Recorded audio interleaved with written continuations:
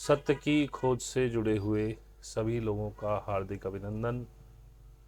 आशा है आप सब स्वस्थ होंगे, आनंद में होंगे और जो जीवन की परेशानियों से जूझ रहे हैं वो सत्य के मार्ग को खोजने का मन बना रहे होंगे। कुछ लोगों ने बना लिया होगा। देखिए, आज मुझे जैसा कि हर हफ्ते मैं एक वीडियो आपके लिए बनाता हूँ, कम से कम 1 से 2 कोशिश रहती है 2 की। लेकिन मैं पिछले 3 दिनों से विचार कर रहा हूँ कि वीडियो मैं किस टॉपिक पर बनाऊँ, और मेरी दिमाग में कोई भी टॉपिक नहीं आया। बहुत सोच विचार के बाद मैंने कहा चलो कैमरे के सामने बैठते हैं, देखते हैं क्या जो भी दिमाग में आएगा वो कहेंगे। क्योंकि देखिए, टॉपिक की आवश्यकता होती है बोलने के लिए। अब कुछ लोगों का ऐसे सवाल भी आ रहे हैं कि जी आप वैसे तो कहते हैं कि सवाल पूछिए, और सवाल पूछते हैं तो जवाब नहीं देते। देखिए, सवाल पूछने का मतलब ये नहीं है आपके दिमाग में जो हिलोर उठी आपने मेरा वीडियो देखते देखते वहाँ कमेंट में टाइप कर दी और मैं उसका जवाब दे दूँ। सवाल वो होता है जो आपको चैन न लेने दे। और मैंने कहा है, कमेंट पे जवाब देना ज़रूरी नहीं है कि मैं दूँ। यदि आपका सवाल इतना गहरा है कि आपको सोने नहीं दे रहा तो आप ईमेल करिए, तब पता चलता है कि वास्तव में आप इस सवाल का जवाब लेना चाहते हैं। कमेंट में कोई कुछ भी लिख सकता है, मुझे कोई कमेंट अच्छा लगता है तो मैं जवाब दे देता हूँ।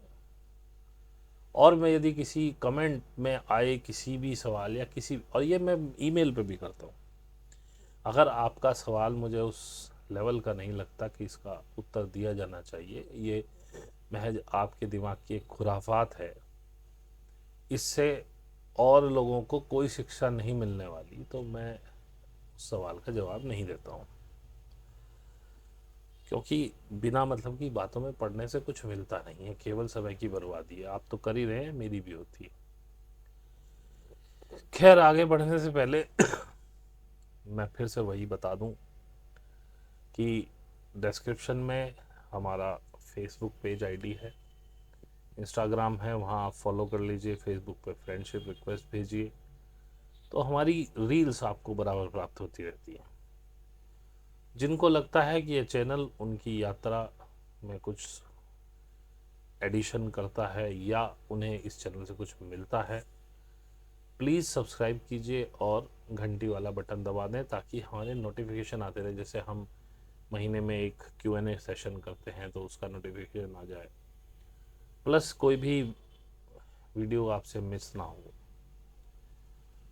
तो कभी कभी मन करता है तो लाइव वैसे भी कर देते हैं, उसका वैसे कोई पता नहीं होता, लेकिन नोटिफिकेशन आ जाता है।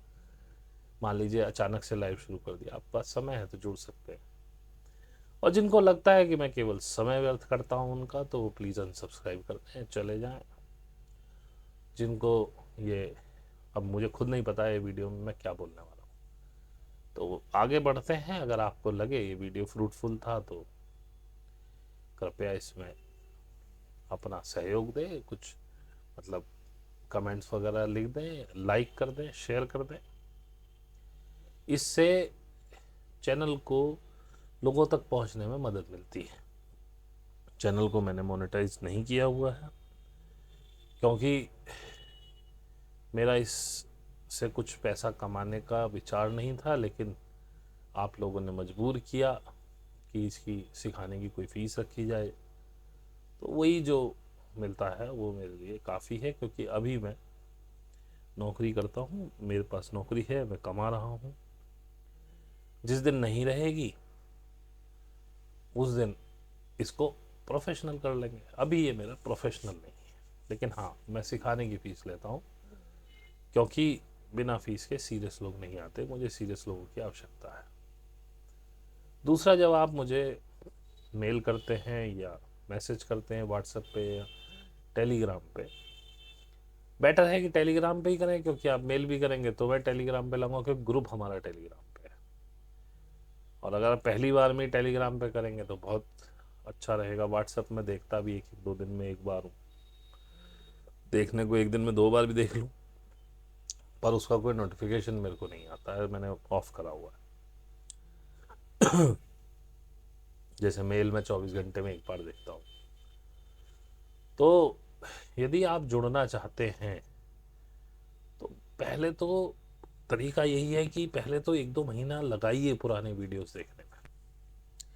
देखिए ये व्यक्ति की सोच हमसे मिलती है क्या, हम इसके पास ठहर पाएंगे? अजीब सा व्यक्ति हूँ मैं, थोड़ा सा पागलपन सवार रहता है मुझ पे, तो क्या हम ऐसे पागल व्यक्ति के पास रुक पाएंगे, सीख पाएंगे? दूसरा, ये जो जर्नी है ये खुद को खोने की जर्नी है। यदि आप इसमें कुछ पाने के लिहाज से आ रहे हैं तो सिर्फ आप अपने आप को पा पाएंगे, और वो भी छूट जाएगा आखिर में जाके, सब कुछ छूट जाएगा आपसे, डिटैच हो जाएंगे। यदि खुद को खोने का जज्बा हो, यदि इस एक तरह से आग के समंदर में कूदने जितना जिगरा रखते हो, तब आइए। मुझे अच्छा नहीं लगता आप आते हैं 1-2 महीने रह के चले जाते हैं। मेरे को आपके पैसे की आवश्यकता नहीं है। पैसा मैं सिर्फ इसलिए रहता हूं कि आप सीरियस रहें सीखने के लिए। तो बहुत सोच समझ के फैसला कीजिए, ये आपका जीवन पूरी तरह से चेंज कर देगा। इसको ऐसे मत आइए कि भाई चलो ध्यान सीखने चलते हैं, ये ऐसे बहुत लोग सिखाने वाले हैं, उनके पास जाइए। मेरे से जुड़ने के बाद मैं आपको वापस जाने की अनुमति तो देता हूं, लेकिन जाने के बाद वापस आने की अनुमति नहीं देता हूं, क्योंकि ये एक तरह से आपने गुरुकुल में एंट्री कर दी। आप एक बार मेरे साथ जुड़े, फिर 24/7 मैं आपके साथ मैसेज पे हूँ, ग्रुप में हूँ, मैसेज करके कुछ भी पूछ सकते हैं। साधक, उसके दिमाग में बहुत बहुत कहानियाँ आती रहती हैं। सैटरडे का मीट होता है, उसमें बातचीत होती है, बीच बीच में आपको टोकता रहता हूँ। आपका जिस तरह का आप लिखेंगे, जितना ज़्यादा अपने बारे में सोच में, अपने विचारों के बारे में लिखेंगे, उतना ज़्यादा गाइडेंस पाएंगे। नए लोग नहीं लिखते हैं तो थोड़ा समय लग जाता है उनको खुलने में। और ये तो मान के ही आना कि साल भर तो लग जाएगा आपको इसको समझने में और साधना करनी सीखने में। साधना कहने में बड़ी आसान है, होती नहीं लोगों से, वो भागते हैं पीछे को। मैं बराबर डांटता रहता हूँ, बराबर इंटीमेट करता रहता हूँ, तो उससे आपका तारतम्य बनता। तो बहुत सोच समझ के मेरे पास आइए। मैं खुश हूँ मेरे पास अगर 2 महीने 3 महीने में भी कोई एक बंदा जुड़े अथवा ना जुड़े, लेकिन जो जुड़े वो सीरियस जुड़े, मुझे काम करने पे मज़ा आए उसके साथ। मैं हर एक के साथ मन से काम करता हूँ, लेकिन जब आप ढीले पड़ जाते तो फिर मुझे अच्छा नहीं लगता। तो बेटर है कि पूरा सोच समझ के आइए। दुनिया से जब तक धुतकारे नहीं जाएंगे तब तक तो इस मार्ग पे आना का सवाल नहीं पैदा होता। जब तक दुनिया से जुड़े हैं तब तक नहीं कर पाएंगे इसे। अब कुछ लोग हैं जो अलग अलग टेक्निक से कराते हैं, पैसे भी लेते हैं अच्छे खासे, तो उनके पास जाइए, आप मेरे पास मत आइए। मेरे पास तो टोटल ट्रांसफॉर्मेशन है आपका। जब आप उसके लिए तैयार हो तभी आइए।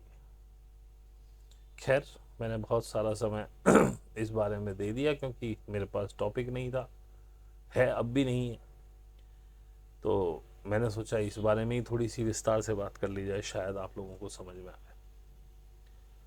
और मेरे साथ जुड़ने का मतलब यह है कि आप बस, मैं गुरु गुरु हूँ नहीं, लेकिन एक गुरु शिष्य ऐसा संबंध आपने जोड़ लिया, और आप एक वर्चुअल आश्रम में आ चुके हैं जिसमें आप 24 घंटे मेरी निगरानी में हैं। यदि आप कुछ लिख रहे हैं तो मैं आपको बताऊंगा, यदि आप कुछ नहीं लिख रहे हैं तो मैं आपकी कोई मदद नहीं कर सकता हूँ, क्योंकि आप अपनी मदद स्वयं ही करा सकते हैं। मुझे नहीं पता आपके दिमाग में क्या चल रहा है, आपकी सोच क्या है, आप कहाँ फंसे हैं, कैसे प्रॉब्लम में हैं, नहीं हैं। जब तक आप लिखेंगे नहीं, और सारी बातें मीट में 2 घंटे में नहीं हो सकती, 50 लोगों की गैदरिंग होती है, उसमें सबके क्वेश्चन लेना 2 घंटे में असंभव रहता। तो बेटर है कि आप ज़्यादा से ज़्यादा ग्रुप में जितना आप अपनी बारे में लिखेंगे, क्या सोच रहे हैं, क्या कर रहे हैं, क्या महसूस हो रहा है, किस प्रॉब्लम में फंसे हैं, मुझे आपके घर में झांकने का कोई शौक नहीं, लेकिन यदि आप अपनी मनस्थिति बताना चाहें तो आप आगे ही बढ़ेंगे, पीछे नहीं जाएंगे। दूसरा, आप लोग सोचते हैं कि आप लोग जागे हुए हैं, लेकिन आप जागे हुए हैं ही। मैंने पिछले भी किसी वीडियो में शायद इस बात का जिक्र किया था कि जैसे आप मोटरसाइकिल चला रहे हैं, गाड़ी चला रहे हैं, तो आपको सोचना नहीं पड़ता, वो आपको आदत पड़ चुकी है। तो ऐसे ही आपको इस जीवन के जीने की आदत पड़ चुकी है। जैसे कि आप नॉर्मल ब्रश ब्रश करके अपना रोज खाना वाना खा रहे हैं, कोई दिक्कत नहीं है, आप कभी ध्यान भी नहीं देते हम कैसे खा रहे हैं। और कुछ भी आपने खाया, उसका एक तिनका फंस जाए दांत में, कहीं कोई छिलका फंस जाए। जैसे जब भुट्टा खाते हैं तो भुट्टे का बहुत छिलका अटकता है। अब आपको समझ में आ जाता है कि भाई ये क्या खाया, जीभ बार बार वहीं जाएगी, अनईजी फील होगा। लेकिन वैसे आपको ना कभी दांतों की फीलिंग होती है, ना जीभ की फीलिंग होती है। इनफैक्ट आप खाना भी नहीं खाते हो ध्यान से। आप क्या, इनफैक्ट मैं भी नहीं खाता हूँ, कभी खाता हूँ कभी नहीं खाता हूँ। मैं भी कोशिश कर रहा हूँ माइंडफुल ईटिंग के लिए। इसे माइंडफुल ईटिंग बोलते हैं, जब आपको पूरा ध्यान अपने खाने पर हो। और ऐसा बताया जाता है कि जब आपका ध्यान पूरी तरह से खाने पर हो तो आपके जो रस ग्रंथियाँ हैं मुंह की, वो ज़्यादा एक्टिवेट होती हैं, उसमें राल ज़्यादा निकलती है, और जितना फिर आप उसको चबाएंगे तो वो यहीं खाना टूट जाता है।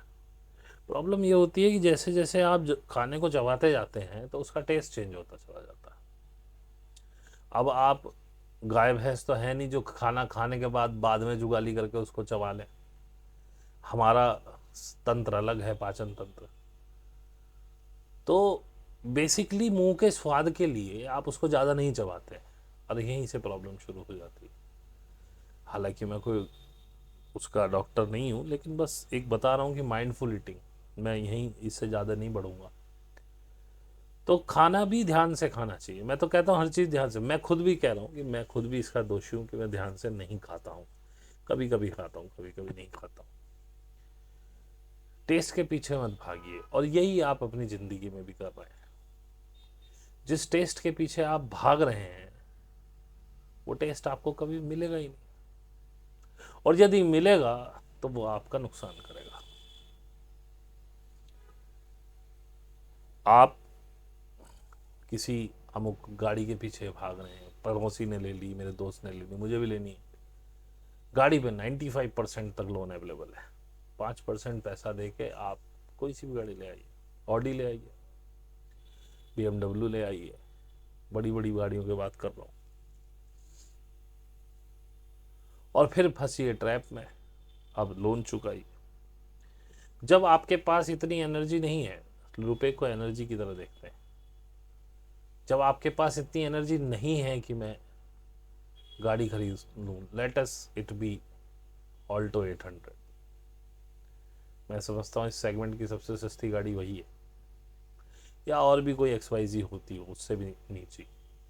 अब आपके पास इतनी एनर्जी नहीं है कि आप गाड़ी खरीद सकें, तो आपको एनर्जी बोरो करनी पड़ती है किसी से, और बोरो करने पे इंटरेस्ट देना पड़ता है। यानी कि मान लीजिए आपने ₹1,00,000 कम था, आपने ₹1,00,000 ले लिया, तो आपको कम से कम 1,10,000 देना पड़ेगा। उसके लिए आपको एक्स्ट्रा मेहनत करनी पड़ेगी। और ये हुआ क्यों? ये इसलिए हुआ क्योंकि आपका अपनी इंद्रियों पे काबू नहीं है। उन्होंने कह दिया भैया गाड़ी लो, आराम हो जाएगा। एक तो गाड़ी ली, आपके खर्चे बढ़े, ऊपर से लोन लिया, उसका ब्याज आपको भरना पड़ेगा। इसी तरह की कुछ चक्करों में आप फंसते रहते हैं। तो सिर्फ एक एग्जांपल है, पता नहीं ऐसे कितने हैं। जैसे कि बच्चे पैदा हो गए, हैसियत आपकी है सिर्फ ऐसे स्कूल में पढ़ाने की जिसकी फीस 5,000 रुपये महीना हो या 2,000 रुपये महीना हो या 1,000 रुपये महीना हो एक बच्चे। मान लीजिए आप 2,500 रुपये तक फीस पे कर सकते हैं और आप पढ़ा रहे हैं उसको 10,000 रुपये के स्कूल में। अब हैसियत आपकी 2,500 की थी, आपने दो नुकसान किए। एक तो आपने अब आपको अपना पेट काटना पड़ेगा क्योंकि आप पे वो एनर्जी थी ही नहीं। कुछ आप अपनी सेहत का नुकसान करके करेंगे या इसमें भी आप कहीं से उधार उधार लेके करेंगे। दूसरा, 2,500 वाले स्कूल में वही बच्चे आते जिनके फादर की हैसियत 2,500 रुपये वाली थी, और अगर आप 10,000 वाले स्कूल में जाते हैं तो वहां वो बच्चे आते जिनके बापों की हैसियत 10,000 रुपये वाली है।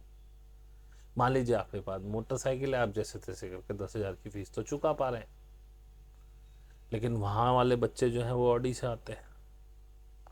अब आपका बच्चा जब ये देखेगा तो आप देखना उसके अंदर एक हीन भावना, घृणा, आपके प्रति गुस्सा ये फैलेगा।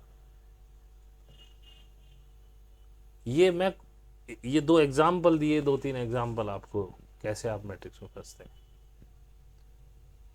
यथार्थ में जिए ना। आपकी हैसियत 2,500 रुपये देने की है, आप 1,000 वाले स्कूल में पढ़ाइए। मैं आपको अपना एग्जाम्पल देता हूँ। मेरे बच्चे जिस स्कूल में जाते हैं, 3 बच्चे पढ़ते हैं, उनकी फीस तीनों की मिला के भी 1,500 नहीं है। और आज की डेट में मैं तीनों बच्चों के 15, 20, 25,000 रुपये तक पे कर सकता हूँ, मुझे कोई प्रॉब्लम नहीं है। लेकिन मुझे पता है 5वीं, 6ठी, 7वीं, 8वीं की मार्कशीट कोई नहीं गिनता। 10th, 12th की भी सिर्फ मार्कशीट चाहिए पास की। किसी भी बोर्ड की हो, कोई फर्क नहीं पड़ता। क्या दिखा रहे हो, किसको दिखा रहे हो। लोगों में अपनी शान बनाने के लिए मार डाला तुमने अपने आप को, और इसका खमियाजा तुम आगे तक भुगतोगे। क्योंकि गारंटी की बात है, 12वीं के बाद भी वो गवर्नमेंट कॉलेज में नंबर लाने वाला है नहीं। सिंपल बीकॉम बीएससी उसे करनी नहीं है, उसे करनी इंजीनियरिंग या डॉक्टरी। फिर तुम कर्जा लोगे और फिर उनको पढ़वाओगे प्राइवेट कॉलेजेस की बड़ी बड़ी फीस दे करके। और सरकार और ये कॉलेजेस तुम्हें हर जगह लूटने के लिए बैठे। तो इससे बाहर निकलो, यथार्थ में जीना सीखो। पहले देखो कि मेरी टोटल वेल्थ, मैं कितने रुपए का आदमी हूँ, मेरी टोटल क्या कहते हैं उसे, वैल्यू कितनी है।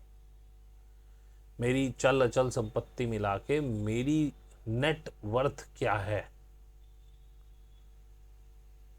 उसके हिसाब से अपने खर्चों को एडजस्ट करो। ये नेटवर्थ में आपके मकान की भी कीमत है जिसे आप आज की आज नहीं बेच सकते। अपनी नेटवर्थ के 2% से ऊपर मत जाओ, तो भले रहोगे। क्योंकि भाई जिंदगी आप अपनी जीने आए हो, बच्चों की तो अभी शुरू हुई है। इसी के लिए जब मैं कहता हूं कि स्वार्थी बन जाओ, अपने बारे में सोचो, तो बहुत से लोगों को बुरा लगता है कि ये क्या सिखा रहे हैं, स्वार्थी बन जाओ। मैं सही सिखा रहा हूं। मेरे से जो सीख रहे हैं लोग, मैं उन्हें स्वार्थी ही बना रहा हूं। और स्वार्थी बनने के बाद दे आर वेरी हैप्पी। और अब उन्हें समझ में आ रहा है कि कौन कौन उनको कहां कहां यूज कर रहा था। उनको समझ में आ रहा है कि लोगों के भले बनने के लिए कितना कुछ खोया उन्होंने, कितना सेक्रीफाइस किया। बच्चों की एक बात बताइए, आपको वैसी ही परवरिश मिली थी, बहुत से होंगे जिनको मिली होगी, जिनके माँ बापों ने खूब किया होगा। मैं अपनी बताऊं तो जिस समय हमारा मतलब हम 7वीं, 6ठी 7वीं के आसपास थे, तभी बड़ा मोटा नुकसान हुआ था बिजनेस में। और भाई साहब, उसको तो छोड़िए कि हमको हेल्प क्या मिली, हमको विरासत में कर्जे मिल गए अपने बाप दादाओं के उतारने के लिए। अब बताइए, हमने वो कर्जे भी उतारे, आज की डेट में हम सर्वाइव भी कर रहे हैं। जैसे भी मेरे ख्याल में 100 लोगों से अच्छा जी रहे होंगे तो 1000 लोगों से खराब जी रहे होंगे, लेकिन जी रहे हैं, खाना पीना खा रहे हैं, बच्चे भी हो गए, उन्हें भी पाल रहे हैं। अब बच्चों के लिए मैं क्यों अपने आप को बर्बाद करूं? जब मैंने अपने बाप के कर्जे देने के बाद मैं यहां खड़ा हूं, तो उनके पास कर्जे नहीं होंगे, ये तो पक्की बात है। उनके पास आगे बढ़ने के मौके होंगे, बढ़े, किसने मना किया है? तुम्हारी पूरी जिंदगी पड़ी हुई है, मेहनत करो, कमाओ, खाओ। जरूरी है हर बच्चा इंजीनियर बने, जरूरी है हर बच्चा डॉक्टर बने? कुकुर मुत्तों की तरह, कुकुर मुत्ते तो नहीं कहना चाहिए, वो भी कहीं कहीं होते हैं। ये तो स्ट्रीट डॉग्स की तरह हो गए हैं। आप आज की डेट में एक पत्थर उछालो, या तो एमबीए पे लगेगा या डॉक्टर पे लगेगा, डॉक्टर हर तरह का। इसमें एमबीबीएस मत मानिए, एमडी एमबीबीएस मत मानिए। आजकल डॉक्टरी डेंटल वाले बहुत भरे हुए हैं, ऑर्थो ऑर्थो है, और ये आजकल वो फिजियोथेरेपी वो भी डॉक्टर ही लिखते हैं। या उस पर लगेगा या इंजीनियर पे लगेगा। कुत्ते पे लगने की संभावना कम है, इन लोगों पे लगने की संभावना ज़्यादा है। हालांकि मैं ये नहीं कह रहा कि बच्चों को मत पढ़ाइए, पढ़ाइए, अपनी हैसियत के अनुसार पढ़ाइए। और यदि वो लोग कुछ बड़ा करना चाहते हैं तो या तो मेहनत करें, अगर वो पूरी मेहनत करके सरकारी कॉलेजेस में लेके आते हैं अपना नंबर तो ठीक है, चलिए आप भी हेल्प कीजिए। बाकी उनको लोन कराइए, एजुकेशन लोन, और वो खुद उतारे, तुम्हें क्या मतलब? उनकी ज़िंदगी, सपने उन्होंने बुने, आपने थोड़ी। हाँ, ये बात आई पकड़ में, यदि सपना आपका है, क्योंकि अधिकतर लोग क्या कर रहे हैं, अपने ही सपनों को थोपते हैं बच्चों पे। उनका डॉक्टर बनने का मन था, या डॉक्टरी का प्रोफेशन उनको अच्छा लगता है, या इंजीनियरिंग का प्रोफेशन उनको अच्छा लगता था जो वो नहीं बन पाए, अब बच्चों को थोप रहे हैं वो। तो भाई अगर अपने सपने आपको पूरे कराने हैं बच्चों से, फिर तो भाई आपको मरना पड़ेगा ही, अपने कंफर्ट जोन को तोड़ना पड़ेगा ही, उसके बिना नहीं हो सकता। नस पे नस चढ़ गई है।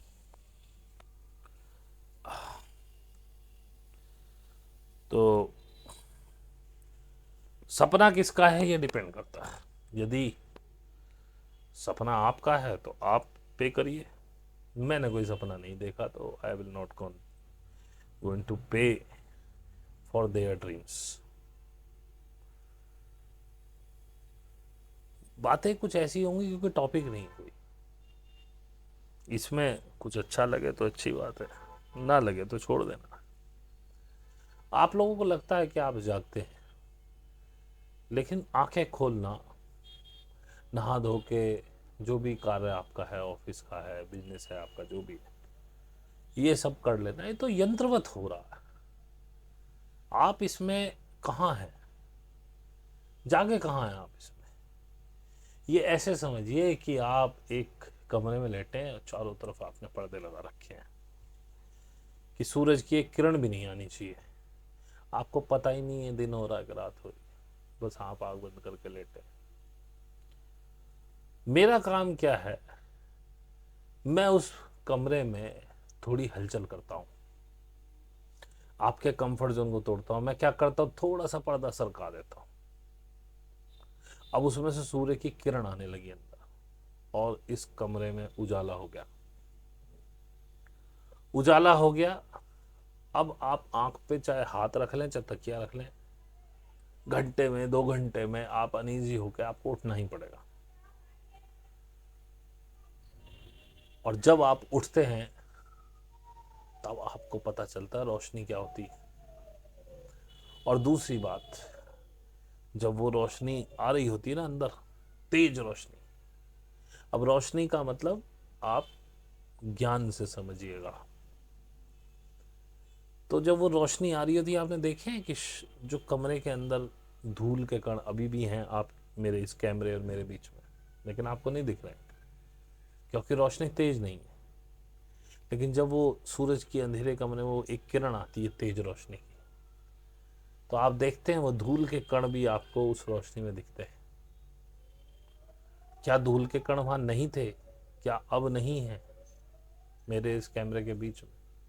क्या आपके मोबाइल पे देख रहे हो या लैपटॉप पे, जहां भी आप देख रहे हो इसको, आपकी आंखों के उसके बीच में नहीं है, लेकिन आप नहीं देख पा रहे हैं क्योंकि रोशनी नहीं है। चीजों को यथावत, या कहना चाहिए कि हर चीज को स्पष्ट रूप से देखने के लिए रोशनी की आवश्यकता है। आध्यात्मिक भाषा में रोशनी का मतलब ज्ञान है। तो जहां जहां ज्ञान है वहां वहां आप वो सब देख पाते हैं। लेकिन यदि आपने आंखें बंद की हुई हैं, यानी कि आप ज्ञान को अंदर लेना ही नहीं चाहते, आप देखना ही नहीं चाहते, फिर आपको कोई नहीं दिखा सकता।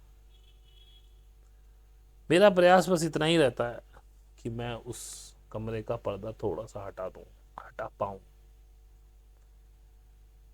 किसी किसी का हट भी जाता है, लेकिन वो दिमाग से सोचने लगता है। फिर मैंने पहले भी कई वीडियोस में बताया कि ये दिमाग ही असली मैट्रिक्स है। जिस दिन आप इसको बंद कर गए, आप मैट्रिक्स के बाहर हो गए। जिस दिन आपने दिमाग लगाना बंद कर दिया, दिमाग को सिर्फ एक कैलकुलेटर और एक हार्ड डिस्क मेमोरी चिप की तरह यूज कीजिए। इसे अपने रोजमर्रा के या कोई भी जो निर्णय है उनको मत लेने दीजिए, क्योंकि दिमाग से लिया गया निर्णय बाई चांस सही हो जाए, गलत ही होता है। मैं आपको छोटी सी बात बताता हूं। जैसे मुझे थोड़ी सी चांदी खरीदनी थी, 2-1 किलो के आसपास। मेरे पैसे नहीं आए थे। मेरे पास जो बंदा था वो कह रहा था भैया आप खरीद लो, 10-15 दिन चल जाएगा, कोई दिक्कत नहीं। मैंने कहा भाई ये काम मैं करता ही नहीं। जब तक मेरी जेब में पैसा नहीं होगा तब तक मैं चांदी नहीं खरीदूंगा। मेरा पैसा आना है, नहीं आया फिर तुम मेरे पीछे पीछे, मैं तुम्हारे आगे आगे, तुम्हारी बात गलत, मेरी बात गलत। उस समय चांदी का मेरे को 85,000 का भाव मिल रहा था। मेरा पैसा आ गया 2-3-4 दिन बाद, चांदी भाव पहुंचा 88,000। बोला भैया 88,000 बुक कर दूं मैं? नहीं। दिल से आवाज आई नहीं, दिमाग तो लगाया नहीं। मुझे पता था कि 1 लाख तक तो भागेगी भागेगी, ये मेरा अंदाजा था। तो मैंने कहा नहीं, अभी ऊंची है। बोले मतलब? मैंने कहा भाई नीचे पे खरीदेंगे, मैं 86 पे बाइंग हूँ, 86-85 के पास बायर हूँ, इससे पहले नहीं हूँ। अब चांदी चढ़ने लगी और इसने हवाई जहाज भोगी, ये 1 लाख से भी ऊपर कूद गई। बोला भैया तुम 88 में लेते, फायदे में रहते। मैं भाई नहीं लेनी, अभी भी नहीं लेनी, अभी भी बायर में 85-86 पे ही हूँ, इससे नीचे नहीं हूँ, इससे ऊपर नहीं हूँ। बोले तो नीचे आती नहीं दिख रही। मैंने कहा आएगी, टेंशन मत लो। मैंने दिमाग बिल्कुल नहीं लगाया। अगर मैं दिमाग लगाता मैं 88 पे खरीद सकता था या 89 पे खरीद सकता था। अच्छा शॉर्ट टर्म बाई लेनी नहीं थी कि भाई 1 लाख पे जाएगी उसके बाद बेच के फिर वहाँ पे, ये मेरे को लॉन्ग टर्म चाहिए थी कि भाई पड़ी रहेगी जितने दिन पड़ी रहे। और फिर कुछ हुआ, बोला भैया इतने में। मैंने कहा तुम शांत पड़े रहो, मैं इसके पैटर्न देख रहा हूँ, ये चढ़ती है ऊपर हिट करके आती है वापस, इसमें शॉर्ट सेलिंग होनी शुरू हो जाएगी, ये आएगी। आज 88 MCX पे आ गई, लेकिन मैं अभी भी बायर नहीं हूँ। अब वो कह रहा है भाई साहब अब तो लग रहा है नीचे जाएगी। मैंने कि कोई दो राय नहीं है कि 83-84-82 तक टच कर जाए, लेकिन फिर भी मैं 84-85 के आसपास बाइंग में। जब भी आए तो मेरे को कॉल कर देना। तो इस तरह से हार्ट के डिसीजन सही हो जाते हैं, नुकसान नहीं होने देते। होने को मैं 90 पे भी बाय करता हूँ, तो अगर मैं लॉन्ग टर्म में देखूंगा तो मुझे कोई नुकसान नहीं है। लेकिन कोई चीज़ यदि आने वाले महीने 2 महीने, मुझे कुछ करना तो है नहीं चांदी का। अगर आने वाले महीने 2 महीने में कोई चीज़ डाउन हो सकती है और मुझे 100 ग्राम या 50 ग्राम फालतू मिल सकती है उसी रेट में, तो काहे की हड़बड़ी है। और ये ठहराव, ये धैर्य, ये आपको साधना से ही मिलता है। ये मैं सिर्फ एग्जाम्पल दे रहा हूँ। अब जैसे मेरे पास इंफॉर्मेशन आई, मैंने आपको बोला कि भाई शेयर बाजार में थोड़ा सा बहुत सतर्क होकर खेलना, क्योंकि ये नीचे जाएगा। मेरे पास इंफॉर्मेशन ये है और मैंने कहा लेना है तो सोना चांदी ले लो। अब ये सिर्फ एक इंफॉर्मेशन थी, या आज तक भी है। मेरे पास जो इंफॉर्मेशन है वो दिसंबर तक इसके भयंकर रूप से टूटने की है, लेकिन ये सही होगी, अभी तक तो दिख रही है सही हो रही है। आप लोग ऐसे मान लेते हैं सामने वाले की कही हुई बात को कि जैसे वो उसने फ्यूचर देख के आया हो। बहुत से लोग दावा करते हैं कि वो फ्यूचर देख के आए। मैं नहीं दावा करता भाई साहब, क्योंकि मैं गया ही नहीं, मुझे नहीं पता फ्यूचर क्या है। मैं तो फ्यूचर में विश्वास ही नहीं रखता। मैं कह रहा हूँ ये सिर्फ इंफॉर्मेशन है, आप सिर्फ देखिए और थोड़ा सा होशियारी से रखिए। अब अगर ये ठीक हो जाती है, जो कि अभी तक तो हो ही रही है, तो ऐसे ही लोग फिर आपको सर पे चढ़ा देते हैं कि जी आप तो मान है भाई। कोई इन्फॉर्मेशन आई थी, वो इसलिए ही आई थी कि मैं आपको बता सकूं, मैंने आपको बता दी। अब जैसे कई लोग कह रहे हैं कि भाई, बहुत लोग कह रहे हैं आगे आने वाले टाइम विनाश होगा, ये होगा, वो इन्फॉर्मेशन मैंने भी आपको बता दी। मेरे पास इन्फॉर्मेशन है कि 27 तक 50% से कम हो जाएगी जनसंख्या वर्ल्ड की। लेकिन इसके लिए हम जीना छोड़ दें क्या? अभी से खाट पकड़ लें क्या? अरे जो होगा तब देखेंगे। इन्फॉर्मेशन है, मैंने बोला आपको थोड़ी सी खर्चे में कटौती करके थोड़ा सेविंग रखिए। ये तो दिख ही रहा है कि वर्ल्ड वार की कंडीशन बन रही है, और अगर वार्स की कंडीशन होती है तो सब चीज़ें महंगी होती है। इन्फ्लेशन तो अभी भी आप देख लीजिए कितनी हाई जा रही है। आज की डेट में दालों के दाम 180, 190, 200 इसके आसपास आ चुके हैं। तेल के दाम देख लीजिए, हर चीज़ हाई है। आज 60 रुपये किलो से नीचे कोई सब्जी बाजार में नहीं है। चलिए हम अफोर्ड कर सकते हैं, लेकिन बजट तो हमारा भी बिगड़ा है ना भाई। और गरीब आदमी का क्या? तो ये चीज़ें आगे आने में सिविल वार्स की तरफ इशारा करती हैं, तो थोड़ा दिमाग लगाओ। ये सिविल वार्स अंदर वार्स होती हैं जब एक बड़ी जनसंख्या को खाना नहीं मिलेगा। मरता क्या ना करता क्या करेगा वो? लूट मार करेगा, चोरी चकारी करेगा, झगड़ेगा, छीना झपटी करेगा, यही सब होगा। और इनकी ये परिस्थितियां कोई आपके देश में नहीं है, ये ऑल ओवर द वर्ल्ड है। और इसकी कारण ये है कि जितनी टोटल वर्ल्ड की जीडीपी है, उतना ही पूरे वर्ल्ड पे कर्जा है। और ये कर्जा कहाँ से आ रहा है समझ में नहीं आ रहा। ये बैंकों का माया जाल, एक किताब है उसमें आपको समझ में आएगा कि पैसा तो उतना छपा ही नहीं जितना लोन बांट दिया गया, और अब उसका इंटरेस्ट भी चाहिए। पहली बात तो आपने, भाई आप एक बैंक में 10 रुपये रखने जाते हैं, जब अपने सेविंग अकाउंट में 10 रुपये रख दिए, एफडी में 10 रुपये रख दिए, बैंक उस 10 रुपये को 10 जगह लैंड कर देता है, आप ही के 10 रुपये को।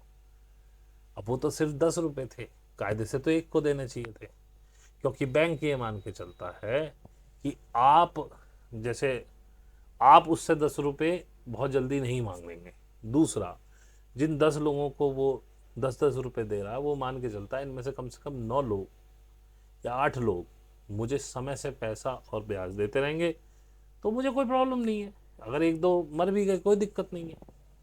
लेकिन आज आप देखिए कि हम हिंदुस्तान की बात करेंगे, मिडिल क्लास कितना श्रिंक हो गया है। छोटी गाड़ियां नहीं बिक रही हैं, गोल्ड लोन्स बढ़ गए हैं, डिफॉल्टर्स हो रहे हैं, क्रेडिट कार्ड डिफॉल्ट हो रहे हैं।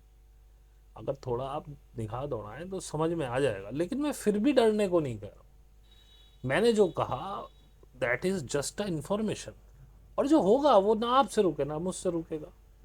मैंने सिर्फ ये कहा थोड़ा प्रिपेयर हो जाइए कि जब आप उस कठिन समय पर पहुंचे, यदि पहुंचे, जरूरी नहीं है, मैं कोई भविष्यवक्ता नहीं, यदि पहुंचे तो वो आपको हेल्प करेगा, आपका सरप्लस मनी। और यदि नहीं पहुंचे तो मैंने कब कहा है कि वो बचा हुआ पैसा जो मेरी वजह से बचा था आपका, मेरे सहायता, मेरी सलाह की वजह से, उसे आप मुझे दे दीजिए या उसका 10% मुझे दे दीजिए, आप ही के पास रहेगा। अच्छा है, जुड़ जाएगा, कुछ गहना वहना बनवा लेना, नुकसान आपका कुछ नहीं है उसमें। इससे ज़्यादा आप कुछ कर भी नहीं सकते और नहीं मैं कर सकता हूँ। उस समय में यदि मैं भी मर जाऊं तो क्या भरोसा है, मर सकता हूँ, कोई बड़ी बात तो नहीं है। 8 मास का शरीर है, आया ही मरने के लिए हूँ यहाँ पे, एक ना एक दिन तो मरना ही है ना। तो रिलैक्स होना सीखिए, पैनिक होना मत सीखिए। रिलैक्सेशन में दिमाग ज़्यादा काम करता है, नए रास्ते मिल जाते हैं।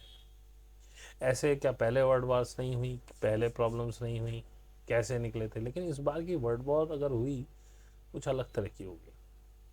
वर्ल्ड वॉर फर्स्ट और सेकंड में कुछ ऐसे हथियार नहीं थे लोग बागों के पास जिन्हें दूर से मारा जा सके बहुत ज़्यादा। शायद रशिया के पास थे, वो भी शायद 100-200 किलोमीटर तक के थे।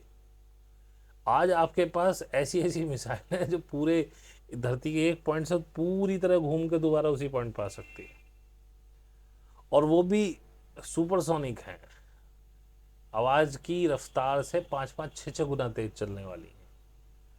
तो भाई कहाँ तक भुगतोगे? आज ईरान बीच में दो देशों के ऊपर से उड़ के इसराइल को मार रहा है, इसराइल ईरान को मार रहा है 2-3 देशों के ऊपर से उड़ के, और ईरान कहीं जाए ना, वो मिसाइल से मार दिया उसने।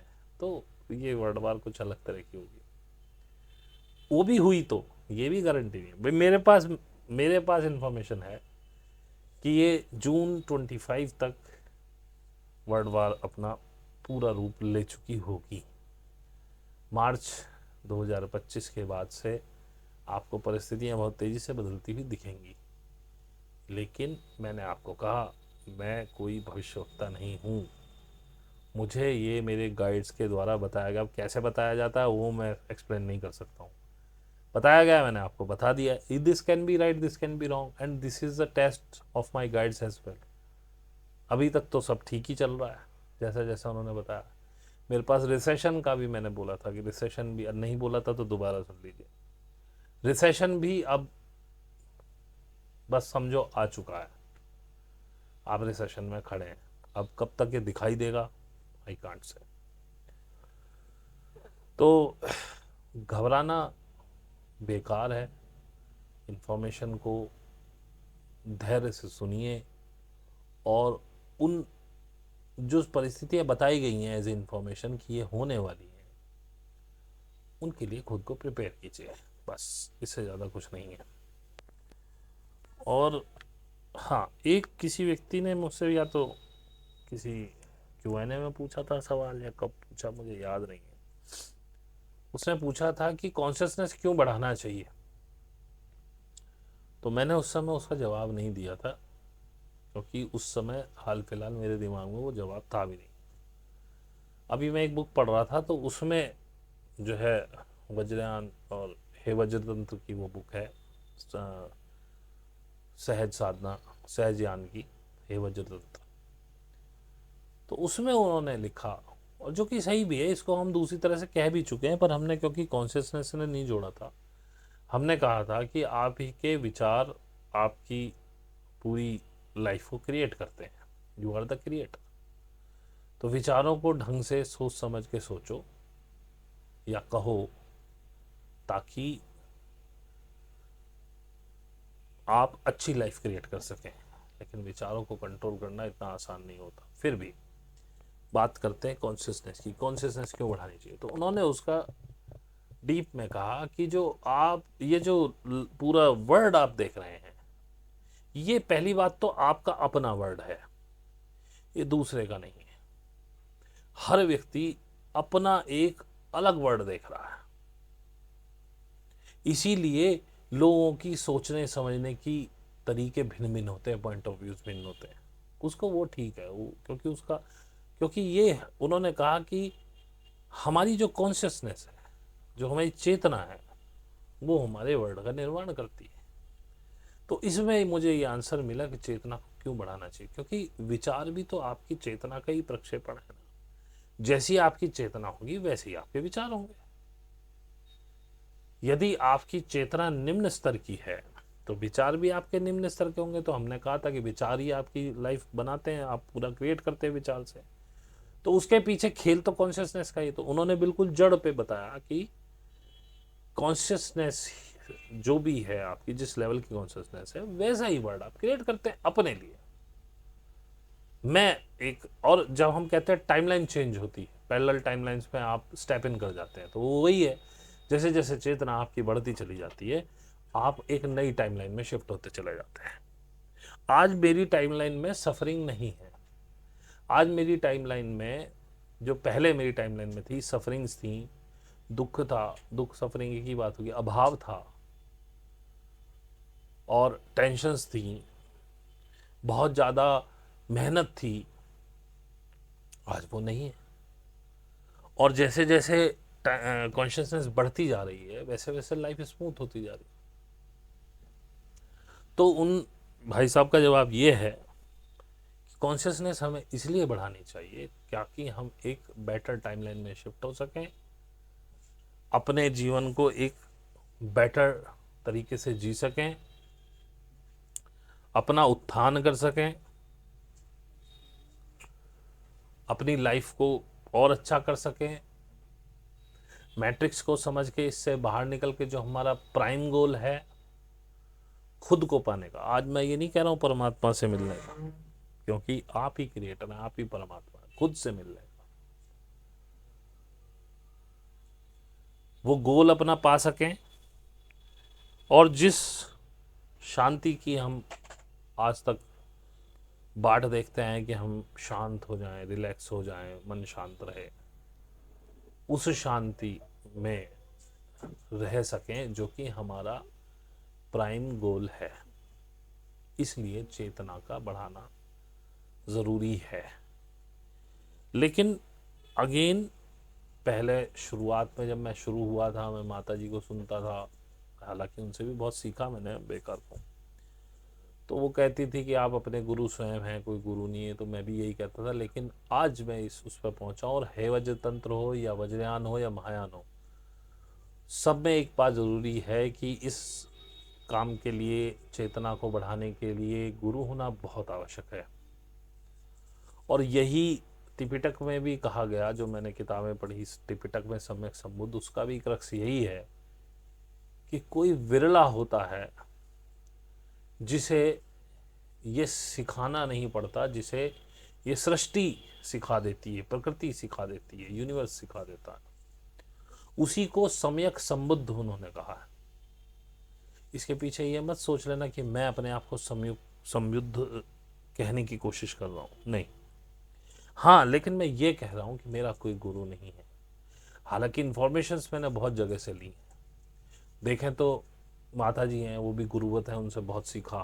फिर ओशो हैं, वो भी गुरु तत्व हैं, उनसे बहुत सीखा। अवधूत गीता पढ़ी, उससे सीखा। अष्टावक्र पढ़ी, उससे सीखा। गीता पढ़ी, उससे सीखा। ऐसे बहुत सारी बुक्स हैं। ग्रेग ब्रैडन से सीखा, डोलोरस कैनन से सीखा। और अब जो बुक्स पढ़ रहा हूँ उनके, तो बहुत सारी बुक्स हैं, उनके राइटर्स ही नहीं पता मुझे। वो जो मैंने बताई थी नागाज वाली बुक पढ़ी, उससे बहुत सीखा। महार लोगों का गौरवशाली इतिहास, उसमें बहुत कुछ मिला।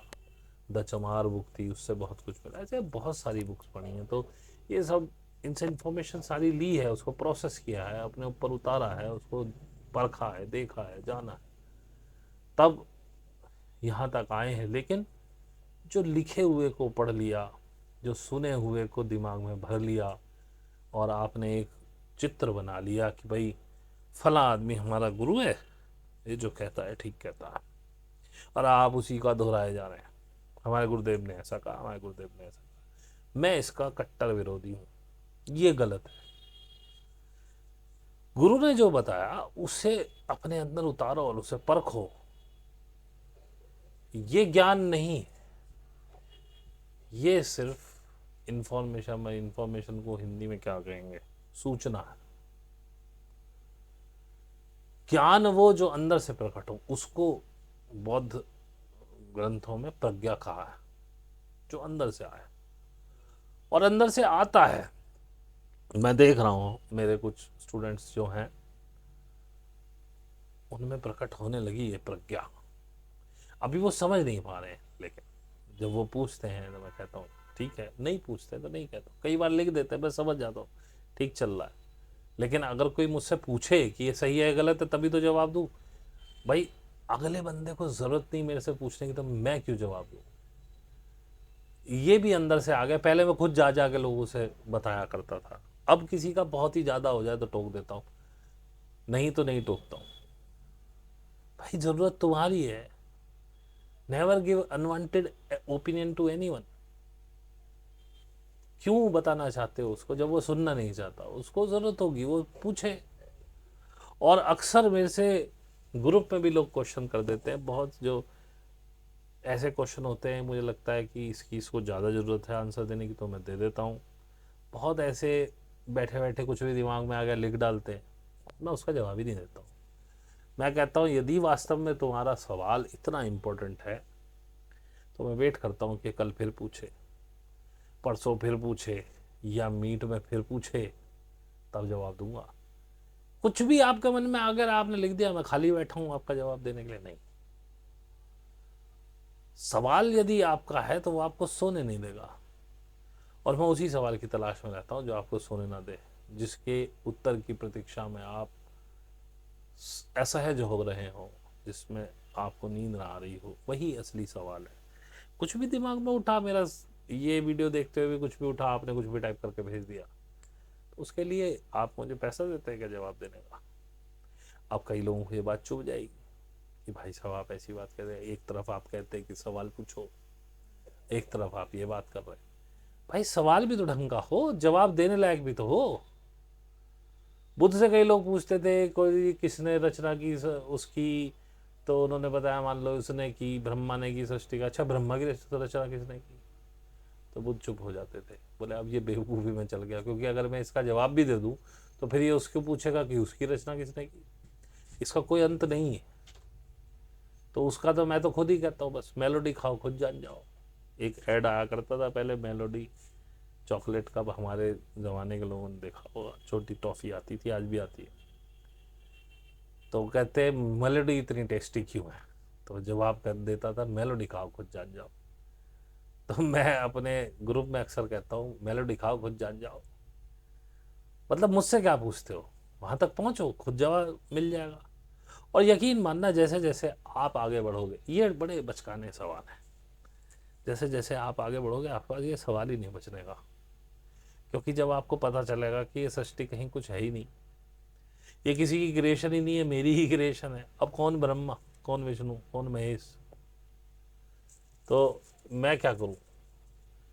वैसा सवाल होगा ही नहीं आपके पास। तो ये सब बेकार के सवाल है। सवाल अच्छा होगा मैं ज़रूर जवाब दूंगा। पीछे मैंने लाइव किया था, एक भाई साहब आ गए, वो लगे मेरे से आप कौन है जी, कहाँ हैं जी, कहाँ तक पहुँचे हुए हैं, कौन से चक्र पे पहुँच गए। उन्होंने सवालों, पहले उन्होंने एक संस्कृत का श्लोक लिखा, मैं तभी समझ गया था कि ये आदमी सिर्फ अपने आप को ऊंचा दिखाने के लिए यहाँ बैठा हुआ, या रिवर्स कर लीजिए कि मुझे नीचा दिखाने के लिए। और भाई मैं तो नीचा ही हूँ, मुझे तो कुछ आता ही, मैंने तो उससे कहते भाई मुझे कुछ आता ही नहीं, मेरे पास ऐसी कोई दीवार नहीं है जिससे आप सर टकरा सको, क्योंकि मुझे शोर पसंद नहीं है। ऐसी एक सज्जन मेरे को ईमेल कर रहे थे नीरज नाम से। ये वो नीरज नहीं जो हमारे ग्रुप में हुआ करते थे, कोई और नीरज थे। अब उन्होंने बड़े प्रेम से, यार आप तो ये हैं जी, आप तो महान हैं जी, फला। अब मैं तभी समझ जाता हूँ कि ये बंदा गाली बक के भागेगा जिस दिन तो इसकी बात का जवाब सही से नहीं देगा। अब मैंने एक दो बातें उनकी जवाब दी, थोड़ा वो इधर उधर करके हल्का फुल्का लिख के कि भाई कैसी चाय। अब एक दिन वो पीछे पड़ गए, तो मैंने थोड़ा सख्त सा जवाब देकर मैंने कहा भाई अब परेशान मत कर।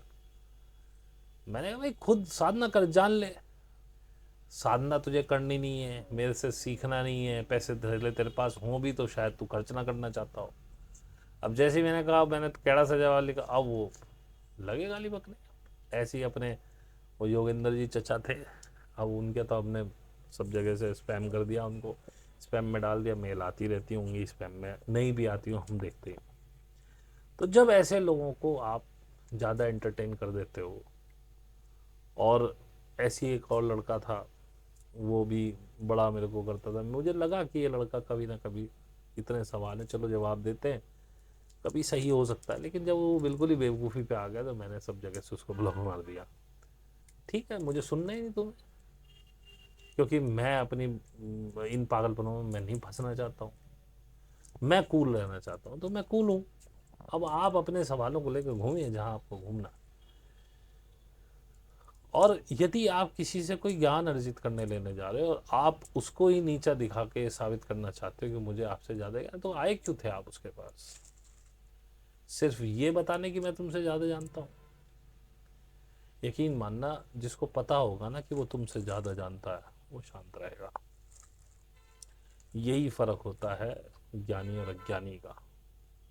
वो चुप हो जाएगा, वो बहस में पड़ेगा ही नहीं, क्योंकि वो तो जानता है वो आपसे ज़्यादा जानता है, उसको पता है उसका ज्ञान ऊंचा है आपसे, तो वो चक्कर में नहीं पड़ता। वो किनारा देखेगा, निकलेगा, पहले तो वो टकराएगा नहीं आपसे। अगर आप जबरदस्ती उसको, वो किसी ना किसी बहाने से वो रास्ता देख के निकल जाएगा। क्यों करे वो बहस आपसे? फिर अगर वो आपसे बहस करके अपने आप को ये दिखाना चाहता हो कि नहीं मैं ऊंचा हूं, फिर आप में उसमें कोई फर्क नहीं, फिर वो ज्ञानी नहीं है। फिर वास्तव में वो आपके स्तर से नीचा ही है। वो बेशक वो साबित कर दे कि वो ऊंचा है किसी भी तर्क से, लेकिन फिर वो नीचा ही है, फिर वो ऊंचा नहीं है। आई होप मेरी बात आप समझ रहे होंगे कि मैं क्या कहना चाहता हूँ। और देखो, ये वीडियो बनाने के लिए बना दिया ताकि एक तारतम्य जुड़ा रहे। मुझे पता नहीं दूसरा वीडियो में बना पाऊंगा नहीं बना पाऊंगा, मेरे पास कुछ भी नहीं है इस समय, दिमाग बिल्कुल ब्लैंक है, कोई सोच नहीं। मैं तो अपने ही मन से टॉपिक उठा उठा के आपको बताता रहता हूँ। आपकी कोई जिज्ञासा नहीं तो मेरी तो बहुत पहले ख़त्म हो चुकी है। फिर भी कोशिश करता रहता हूँ कि आपको कुछ नया दे पाऊँ, कुछ और ज्ञान दे पाऊँ। तो पुरानी कोई वीडियो उठा के फिर से चिपका दूंगा 2 वीडियो करने के लिए। लेकिन बस जो यहाँ तक रुके हैं उनका बहुत बहुत धन्यवाद भाई। लाइक कर देना अगर आपको ठीक लगा हो कंटेंट। आज का कोई कंटेंट तो था नहीं, और इसीलिए पीछे भी मैंने यही कहा था कि शायद बोर हो रहे हो, क्योंकि कुछ कुछ टॉपिक हो तो बात करूं। अब सभी टॉपिक तो कर दिए हैं। अब वो रिपीट तभी हो सकते हैं यदि आप कोई सामने बैठ के बात करें। Q&A सेशन करते तो आपके पास जवाब नहीं, सवाल नहीं होते। फिर भी करते हैं उसको महीने में एक बार। मेरे ईमेल्स कोई आती नहीं, कि जिनकी आती हैं वो बेकार के सवाल पूछते हैं, मुझे क्या बताएं, क्या करें। फिर भी बस ये है कि भाई तारतम्य बना रहे, आपसे जुड़ाव बना रहे। ये आप इसको बराबर देखते रहें चैनल को। जैसा मैंने कहा कि पता नहीं कब आपके अंदर से ये पुकार उठे कि नहीं अब सीखना है, अब नहीं रुक सकते। तो बस उसी के लिए सब बन रहा है। जो यहाँ तक रुके उनका बहुत बहुत धन्यवाद। लाइक कर दीजिएगा, जिन्होंने सब्सक्राइब नहीं किया कर लीजिएगा। और भाई अगर सवाल पूछना है तो मैं सवाल अक्सर उसी का मानता हूँ जो कम से कम मेल करे कि हाँ ये जिज्ञासु है। कमेंट्स वमेंट्स ठीक है, मैंने पढ़े, मेरा मन करा जवाब दे दिया, नहीं मन करा नहीं पढ़ा। कई बार नहीं भी पढ़े कमेंट को, ज़रूरी थोड़ी है।